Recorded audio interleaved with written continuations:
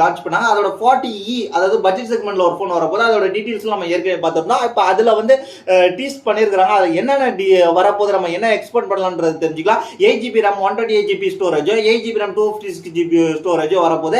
கிட்டத்தட்ட இந்த ஃபோன் வந்து 20 30K தான் வரப்போகுதுன்னு நம்ம சொல்லியிருக்காங்க. நம்மளும் ஏற்கனவே அந்த ஃபோனோட 30K தான் 130K எதிர்பார்க்கலாம் அப்படின்ற மாதிரி நம்ம சொல்லியிருந்தோம். இதுல வந்து 6.77 இன்ச்சுக்கான ஃபுல் ஹெச்டி டிஸ்பிளே கொடுத்துருக்காங்க. அது மட்டும் இல்லாமல் இது 3D கர்வ்டு டிஸ்பிளே கொடுத்துருக்காங்க.